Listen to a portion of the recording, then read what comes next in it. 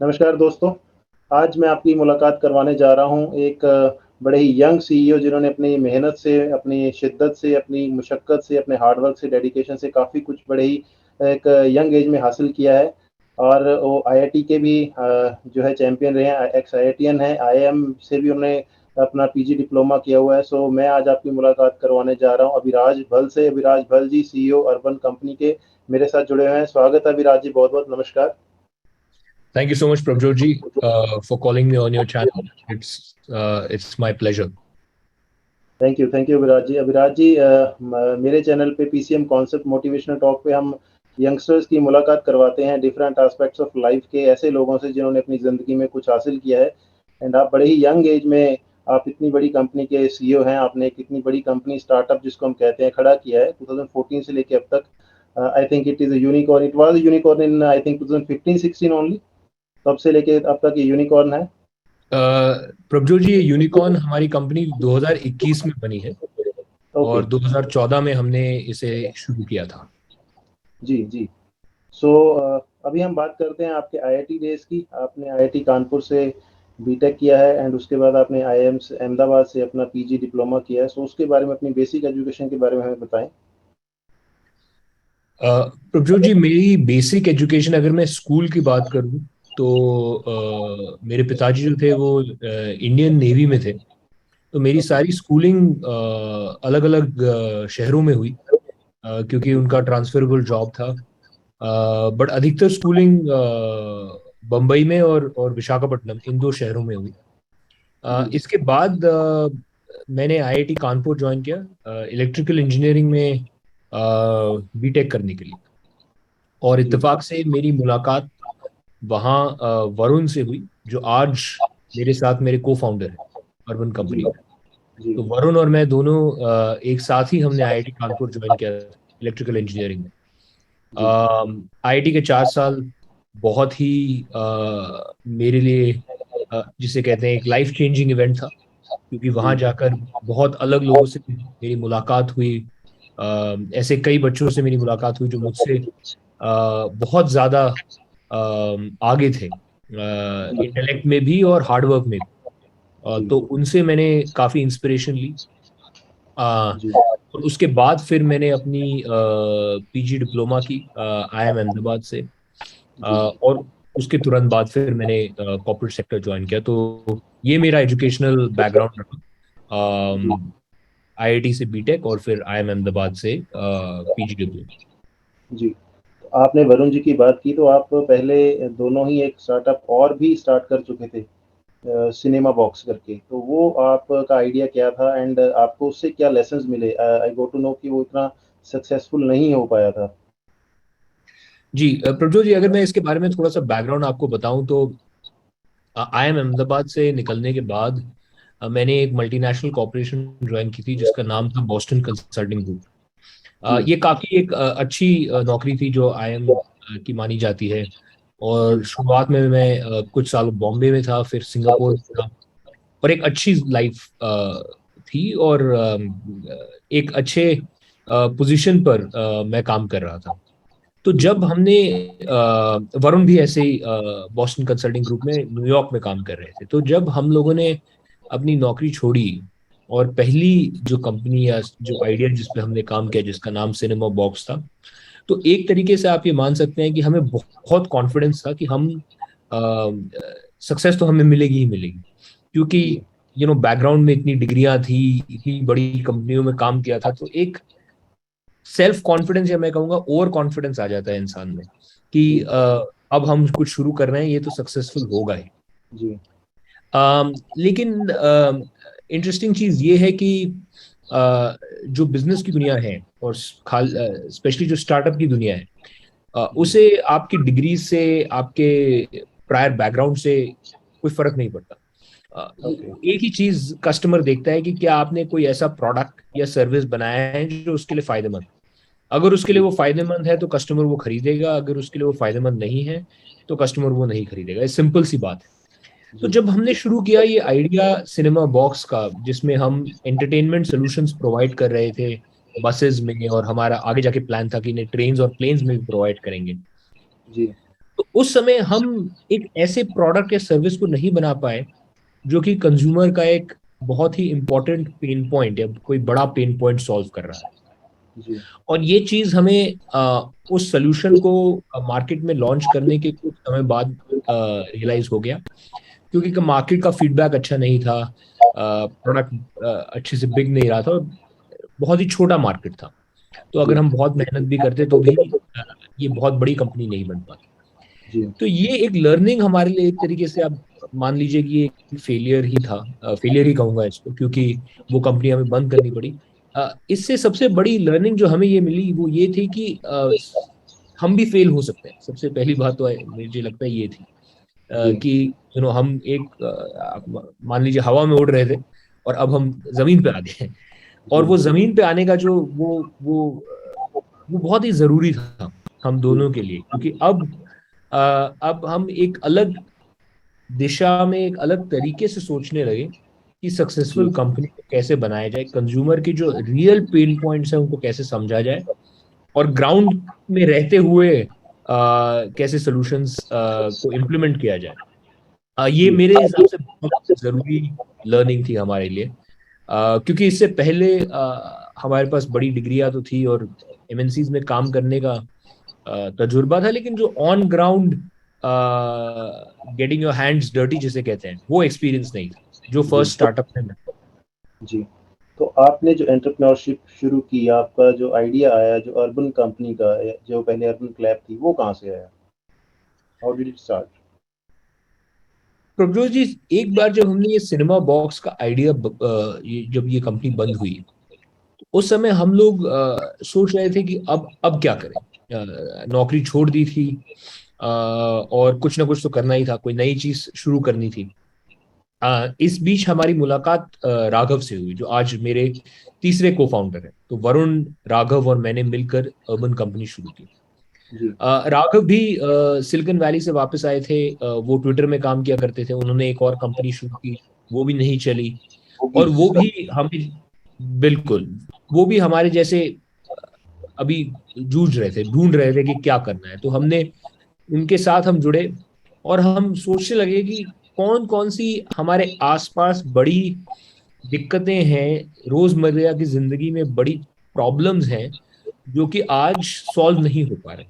जी तो जैसे जैसे हम इस सवाल के साथ अलग अलग कस्टमर से बात करने लगे और अलग अलग लोगों से बात करने लगे और एक्सप्लोरेशन की एक दिशा में गए, तो हमें ये रियलाइज हुआ कि हमारी जो सबसे बेसिक सर्विसेज जो घर पे चाहिए, चाहे वो एक कारपेंटर हो, एक प्लम्बर हो, या किसी भी कोई भी प्रकार की सर्विस, कोई क्लीनिंग सर्विस हो, कोई ब्यूटी सर्विस हो, जी ये मिलना इतना आसान नहीं है। हम में से हमने कई लोगों से बात की, उन सभी ने हमें कहा कि हाँ, ये सर्विस आसानी से नहीं मिलती, मिल भी जाती हैं तो क्वालिटी कंट्रोल, प्राइसिंग, इन सब चीज़ों में दिक्कतें आती हैं।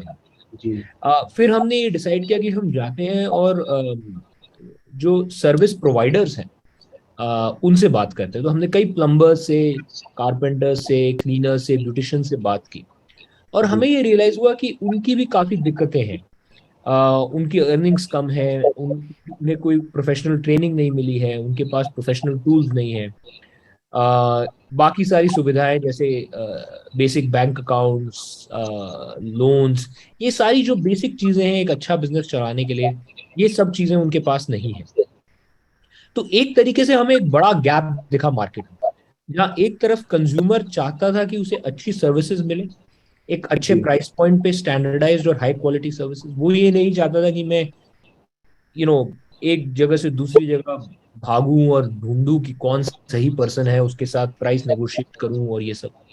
और दूसरी तरफ सर्विस प्रोफेशनल्स चाहते थे कि वो इंडिया के मिडिल क्लास का एक हिस्सा बने, उन्हें प्रॉपर ट्रेनिंग मिले, उन्हें प्रॉपर फॉर्मलाइजेशन प्रोसेस का वो हिस्सा बने, और उनकी अर्निंग्स और वेतन जो है वो एक मिडिल क्लास लेवल पे है, और इसके लिए जी वो काम करने को तैयार थे।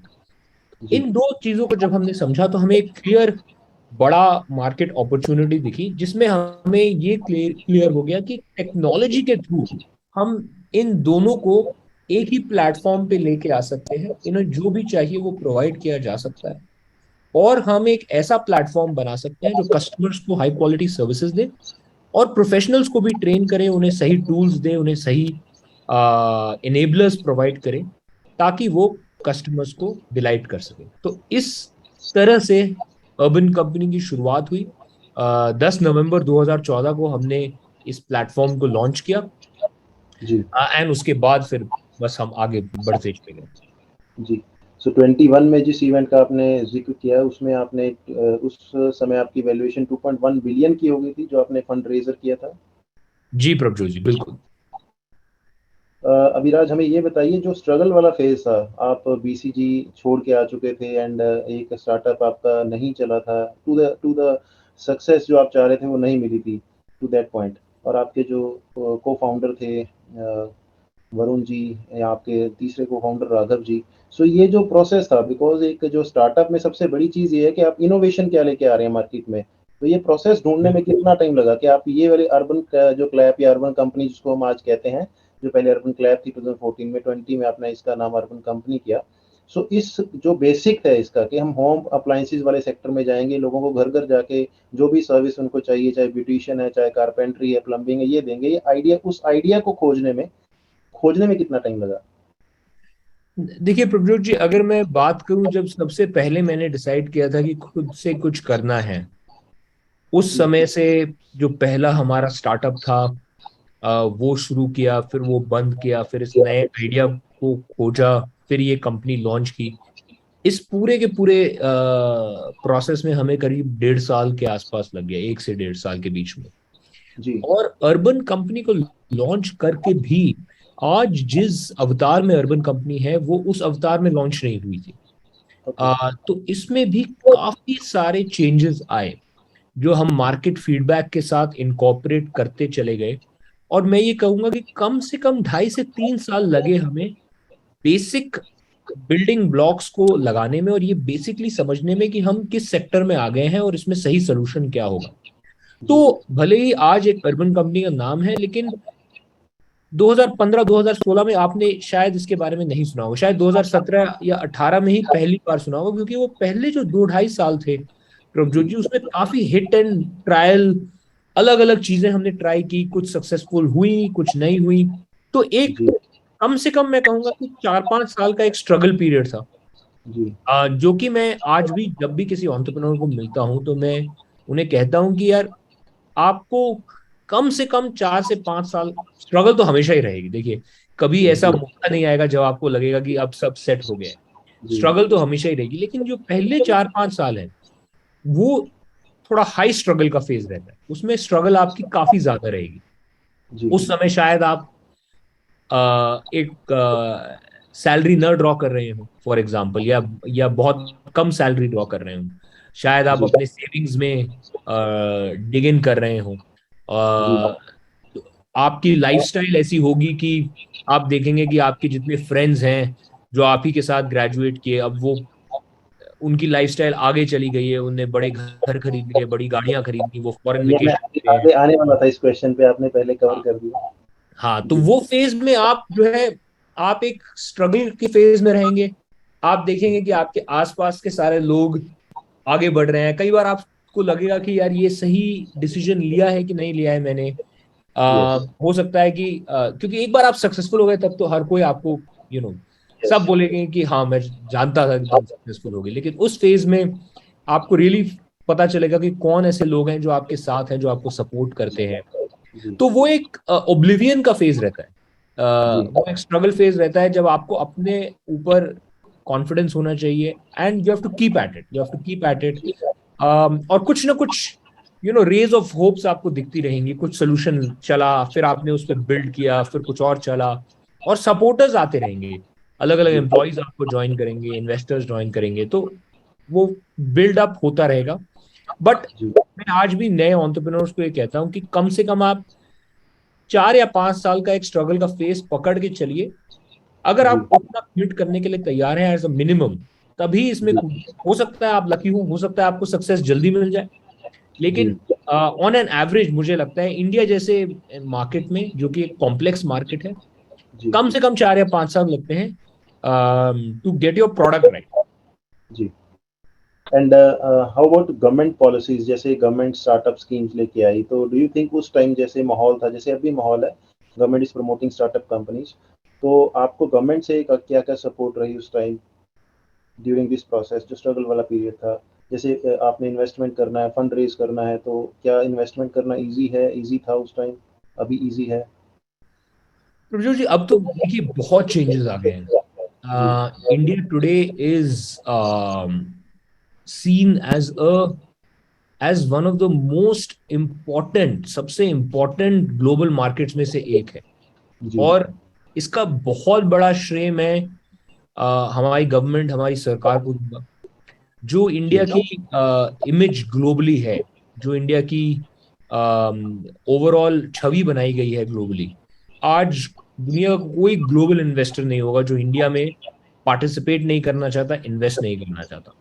और ये जी फेज मैंने पिछले 8 साल में, जब से अर्बन कंपनी शुरू की है, उस समय जो स्टार्टअप इकोसिस्टम था उतना बड़ा नहीं था। जी शायद मेरे हिसाब से शायद एक ही यूनिकॉर्न थी, जी फ्लिपकार्ट, या शायद दो यूनिकॉर्न्स थे, इनमोबी और फ्लिपकार्ट, जब मैंने शुरू किया था राइट। अर्बन। आज 114 यूनिकॉर्न्स हैं जी इंडिया में। तो जी 8 साल में ये परिवर्तन आया है, और हमें से कई लोगों का ये विश्वास है कि अभी इंडिया की जो जर्नी है वो जी शुरू हो रही है। इंडिया का जो गोल्डन फेज है वो अगले एक और दो दो दशकों में आएगा, जब इंडिया कंप्लीटली ट्रांसफॉर्म होगी। जी बिकॉज हम वो इन्फ्लेक्शन पॉइंट के थ्रू जा रहे हैं, जब हमारा मिडिल क्लास रैपिडली एक्सपैंड होगा। तो आई थिंक सबसे बड़ा मैं कहूंगा जो गवर्नमेंट का योगदान रहा है स्टार्टअप सेक्टर को बढ़ावा देने में, वो ये है जी कि इंडिया की जो छवि है, ये एक पॉजिटिव तरीके से पोजीशन की गई है। इसके जी अलावा कई सारी और योजनाएं हैं जिन्होंने सपोर्ट किया है स्टार्टअप्स को, इजी कर दिया है पूरे के पूरे प्रोसेस को। मैं नेशनल स्टार्टअप एडवाइजरी काउंसिल है भारत सरकार की, उसका एक पार्ट हूँ। और उसमें यस सर। हमारा कांस्टेंट एंडेवर रहता है कि हम अलग अलग स्टार्टअप्स को बढ़ावा दें, उनके प्रोसेसेस को इजी करें, जी उनके रोड ब्लॉक्स हैं। मेरा ये मानना है कि सरकार का काम है कि लेवल प्लेइंग फील्ड प्रोवाइड की जाए, रोड ब्लॉक्स हटाए जाए और इनोवेशन को मशरूम होने का मौका दिया जाए। उसके बाद इनोवेटर्स अपना काम करेंगे। और आई थिंक ये ऐसा एनवायरनमेंट पिछले 8 सालों में मैंने देखा है, जी जहाँ इनोवेटर्स को, वेल्थ क्रिएटर्स को, जैसे हमारे प्रधानमंत्री ने खुद कहा है कि वेल्थ क्रिएटर्स को for the first time acknowledge किया गया, इनोवेटर्स को अक्नॉलेज किया गया। जी ये एक बहुत ही पॉजिटिव पॉजिटिव एनवायरनमेंट है। जी। Abhilash, tell us something about your family. क्या वो सपोर्टिव रहे during this process of 4-5 years when you were struggling, when you have left the company? उन्होंने कहा नहीं कि यार इतनी अच्छी कंपनी है, why you are leaving it, and after IIT IIM and now you are trying for your own company? तो उस प्रोसेस में आपका जो सपोर्टिव लोग जो आप कह रहे हैं, तो कौन कौन सपोर्टिव रहा फैमिली में? प्रभजोत जी, जिस समय मैंने कंपनी शुरू की थी उसी समय मेरी शादी भी हुई थी।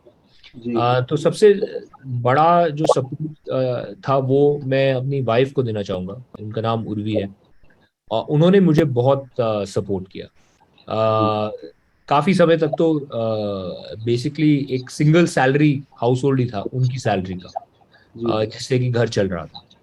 तो जी उसके अलावा भी जो मेंटल सपोर्ट है और जी इमोशनल सपोर्ट है जो एक एंटरप्रेन्योर को चाहिए होता है, जी जी वो हमेशा से मेरी वाइफ ने मुझे प्रोवाइड किया। इनफैक्ट इंकरेजमेंट भी उस समय उन्हीं ने दिया था। जी उन्होंने ही कहा था कि मुझे ऐसा लगता है कि तुम ये कर सकते हो और तुम सक्सेसफुल होगे तो तुम्हें करना चाहिए। जी जी इसके अलावा जो मेरे पेरेंट्स थे, वो शुरू में थोड़े से कोई भी मिडिल क्लास इंडियन पेरेंट्स थोड़े से स्केप्टिकल थे, थोड़े से फियरफुल थे कि नौकरी छोड़ रहे हैं, क्या होगा, कैसे होगा। किसी ने जी फैमिली में कभी कोई कंपनी वगैरह खोली नहीं है। जी लेकिन मुझे लगता है कि एक बार उन्होंने मेरा जो दृढ़ निश्चय था वो देखा और मेरे लॉजिक और थॉट प्रोसेस को समझा, तो उसके बाद जी वो भी सपोर्टिव हुए। जी और फिर उन्होंने हमेशा से सपोर्ट ही किया। और जी जैसे जैसे कंपनी बड़ी होती चली गई और कंपनी का एक नाम होता चला गया, उनका वो सपोर्ट एक प्राइड में परिवर्तित हुआ। जी जी। Abhiraj, tell us something about आपकी इंटरनेशनल प्रेजेंस। अभी आप सिंगापुर में हैं, ऑस्ट्रेलिया में हैं, यूएई में हैं, सऊदी अरेबिया में हैं। So what are future plans? आप क्या कैसे एक्सपैंड करने जा रहे हैं? प्रभजोत जी, सबसे पहले जो हम जिस कंट्री में घुसे थे वो था यूएई। हम दुबई में गए थे आज से जी 4 साल पहले। जी दुबई में हमें बहुत ही पॉजिटिव फीडबैक मिला। और फिर हमने पैंडेमिक में 2 और कंट्रीज लॉन्च किए, सिंगापुर और जी ऑस्ट्रेलिया। जी और लास्ट ईयर हमने सऊदी अरेबिया में भी अपना बिजनेस ऑपरेशंस लॉन्च किए। तो इस समय हम हिंदुस्तान के बाहर 4 कंट्रीज में हैं। हम अलग अलग नए कंट्रीज को भी देख रहे हैं। हम अभी यूएस को भी एक्सप्लोर कर रहे हैं। जी हमारा मिशन, प्रभजोत जी, है कि हम एक ग्लोबल मल्टीनेशनल कंपनी बनाए जो हिंदुस्तान से इमर्ज हो और जी सर्विसेज के सेक्टर में ग्लोबली एक मार्क क्रिएट करें। जी मेरा ये फर्म बिलीफ है कि आगे आने वाले 15 20 25 सालों में इंडिया से कई कंपनीज निकलेंगी, जैसे कि इंफोसिस, टीसीएस, विप्रो 90s के दशक में और 2000 के दशक में निकले थे आईटी और आईटीईएस सर्विसेज में। जी हम अगले 20 सालों में देखेंगे कि इंटरनेट टेक्नोलॉजी, सैस, इन डोमेन्स में इंडिया से कंपनीज निकलेंगी जो कि वर्ल्ड स्टेज पे एक मार्क छोड़ेंगी। और जी हमारा ये एंडेवर है, हमारी उम्मीद है कि अर्बन कंपनी भी उन कंपनीज में से एक। जी। अभिराज, आप इंडिया में भी 35 प्लस सिटीज़ में हैं। आप सारी मेट्रो सिटीज़ कवर कर रहे हैं, टीयर 2 सिटीज़ भी कवर कर रहे हैं। तो आप इंडिया के भी टीयर 3 सिटीज़ या रूरल एरियाज़ में जाने की सोचते हैं? जी प्रभजोत जी, हमने इनफैक्ट और भी सिटीज लॉन्च किए हैं हाल ही में। तो इस समय हम 52 सिटीज में पहुंच चुके हैं इंडिया में। और कंटिन्यूसली सिटी लॉन्चेस चले ही जा रहे हैं। जी हर 2 3 हफ्ते में कोई ना कोई सिटी लॉन्च हो रही है। जी हमारी उम्मीद है कि हम 100 से अधिक शहरों में अगले साल के अंत तक होंगे। और आगे आने वाले 5 से 10 सालों में हम ये चाहते हैं कि हमारी सर्विस तकरीबन तकरीबन हिंदुस्तान के हर मेजर शहर में, चाहे वो टीयर 3 टीयर 4 हो, अवेलेबल हो। अ, जी तो हिंदुस्तान बहुत ही तेजी से बढ़ रहा है, बहुत ही तेजी से ग्रो कर रहा है। हमारे लोगों के एस्पिरेशंस बड़े हैं। जी और स्पेशली टीयर 3 और टीयर 4 टाउन्स में जब भी मैं मिल रहा हूँ वहाँ के यूथ से, तो बहुत ही ज्यादा एस्पिरेशनल यूथ है। जी जो जो यंगस्टर्स हैं, they want to work hard. वो चाहते हैं कि जो भी बड़े शहरों में जितनी भी सुविधाएं हैं वो उनके शहर में भी अवेलेबल हो। तो डेफिनेटली हमारा ये एंडेवर रहेगा कि हम जी अर्बन कंपनी को हिंदुस्तान के सभी कोनों में अगले 1 दशक में पहुंचाएं। जी। And Abhiraj, tell us about the services that you are giving. मैंने पढ़ा आपने क्लीनिंग, प्लम्बिंग, कारपेंटरी के अलावा इसमें पेस्ट कंट्रोल भी ऐड किया है, पेंटिंग भी ऐड की है। तो कितनी तरह की सर्विसेज आप दे रहे हैं? And secondly, how do you ensure the quality कि जो बंदा आपका जो पार्टनर आएगा, जो आप भेज रहे हैं कस्टमर के पास, वो क्वालिटी कैसे आप इंश्योर करते हैं? एंड थर्ड थिंग इज, आप कस्टमर की सेफ्टी कैसे इंश्योर करते हैं? ये भी मैंने 1-2 बंदों से पूछा कि मैं आपसे इंटरव्यू करने जा रहा हूँ, तो समबडी सजेस्टेड कि you ask this question also कि भी आप सेफ्टी कैसे इंश्योर करते हैं? सो इन चीज़ों पे आपका क्या कहना है? प्रभजोत जी, अगर मैं सर्विसेज के ब्रेथ की बात करूं तो आज हमारे पास करीब 20 से 25 अलग टाइप की सर्विसेज प्लेटफॉर्म पे अवेलेबल है। चाहे जी वो एसी और अप्लायंस रिपेयर हो, laptop repair, house cleaning, painting, pest control, beauty services, hair cuts, हर प्रकार की सर्विस अब अवेलेबल है हमारे प्लेटफॉर्म पे। जी क्वालिटी कंट्रोल हमारा सबसे इम्पोर्टेंट और सबसे बड़ा फोकस एरिया है। हम एक बहुत ही केयरफुल बैकग्राउंड वेरिफिकेशन और सिलेक्शन प्रोसेस को फॉलो करते हैं, ओके जिसमें कि सर्विस प्रोफेशनल के बैकग्राउंड को हम डिटेल में चेक करते हैं, including past history, criminal record etcetera. और ओके उनका एक 2 स्टेप इंटरव्यू और रिटन एग्जाम होता है। जी इसी के बाद हम सेलेक्ट करते हैं जो बेस्ट प्रोफेशनल्स हैं उनको। और ओके इन सभी प्रोफेशनल्स को एक्सटेंसिवली ट्रेन किया जाता है। ओके ये ट्रेनिंग जो हम प्रोवाइड करते हैं फ्री ऑफ कॉस्ट, इसमें हम टेक्निकल स्किल्स और सॉफ्ट स्किल्स दोनों पे फोकस करते हैं। ओके और ये 1 हफ्ते से लेकर 2 महीने तक की ट्रेनिंग होती है। जो हम हमारे ट्रेनिंग इंस्टीट्यूट्स में प्रोवाइड करते हैं। आज हिंदुस्तान में हमारे पास 300 से अधिक ऐसे ट्रेनिंग सेंटर्स हैं, जिनमें 400 से अधिक हमारे फुल टाइम ट्रेनर्स हर ओके। महीने हजारों सर्विस प्रोफेशनल्स को ट्रेन कर रहे हैं। तो ट्रेनिंग एक बहुत बड़ा हिस्सा है। इसके अलावा हम ये इंश्योर करते हैं कि जो भी टूल्स, प्रोडक्ट्स, केमिकल्स वगैरह जो भी यूज कर रहे हैं सर्विसेज में, वो भी जेन्युइन हो, वो हमारे थ्रू जाए और उनकी क्वालिटी टॉप नॉच हो।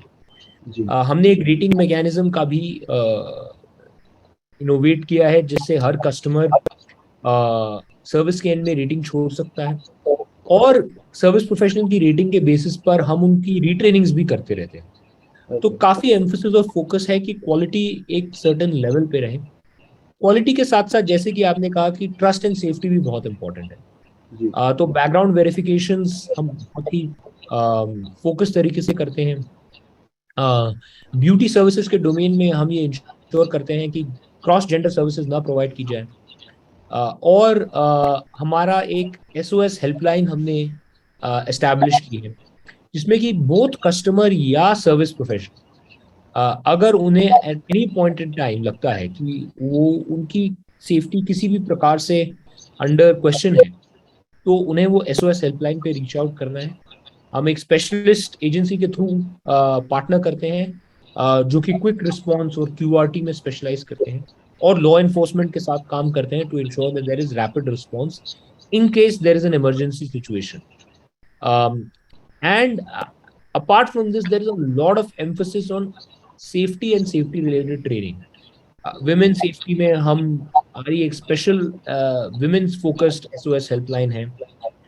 फायर सेफ्टी और इन हाउस सेफ्टी ड्रिल्स पे हमारा बहुत फोकस है, हमारे इलेक्ट्रिशियंस के लिए, हमारे एसी टेक्नीशियंस के लिए। तो सेफ्टी हमारी कंपनी के लिए एक बहुत ही क्रिटिकल एक तरीके से एसओपी है। और हम इसको ट्रैक करते हैं, और इंसिडेंसेस ऑफ फेलियर को भी बहुत डिटेल में स्टडी करते हैं, आरसीए करते हैं, और फिर उनसे सीख कर अपने सिस्टम्स और प्रोसेस को इम्प्रूव करते ओके। एंड अभिराज, आपका मैसेज उन लोगों के लिए, जैसे आप एंटरप्रेन्योर्स को मैसेज देते हैं, तो आपका क्या मैसेज रहेगा जो अपना स्टार्टअप करना शुरू करना चाहते हैं, और क्या उनको प्रोसेस फॉलो करना चाहिए? सबसे पहले क्या स्टेप लेना चाहिए? कंपनीज एक्ट में रजिस्ट्रेशन करवाना, या क्या उनको स्टेप बाय स्टेप अगर आप गाइड करना चाहें तो? हैं। सबसे पहला स्टेप तो मैं प्रभाव जी ये कहूंगा कि अगर आप एक स्टार्टअप करना चाहते हैं, या फॉर दैट मैटर आप किसी भी फील्ड में आगे बढ़ना चाहते हैं, जी। जैसे कि आप एक आईएएस अधिकारी हैं, तो यदि जी। कोई आईएएस की परीक्षा की प्रिपरेशन कर रहा है, या कोई स्पोर्ट्स की फील्ड में, तो सबसे जी। पहले तो आपको एक मेंटल अपना फ्रेम बनाना पड़ेगा, एक दृढ़ निष्ठा बनानी पड़ेगी कि अगले 3 4 5 साल में एकदम फोकस और कमिटमेंट के साथ इस चीज को परस्यू करूंगा।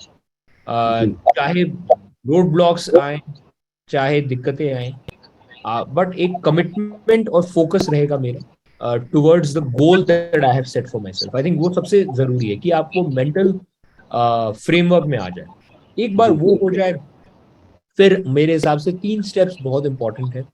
सबसे पहला स्टेप है कि आप एक अच्छी टीम बनाएं। एंटरप्रेन्योरशिप के लिए अकेले भी किया जा सकता है, लेकिन जनरली थोड़ा मुश्किल होता है, क्योंकि उतार चढ़ाव बहुत होते हैं, और कोई भी एक इंसान के पास सारी स्किल्स नहीं होंगी एक कंपनी बनाने के लिए। तो जनरली ये कहा जाता है कि 2 या 3 मेंबर्स की अगर टीम हो, तो वो एक कंप्लीट टीम बनती है, और आप एक दूसरे को सपोर्ट कर सकते हैं उतार चढ़ाव के दौरान।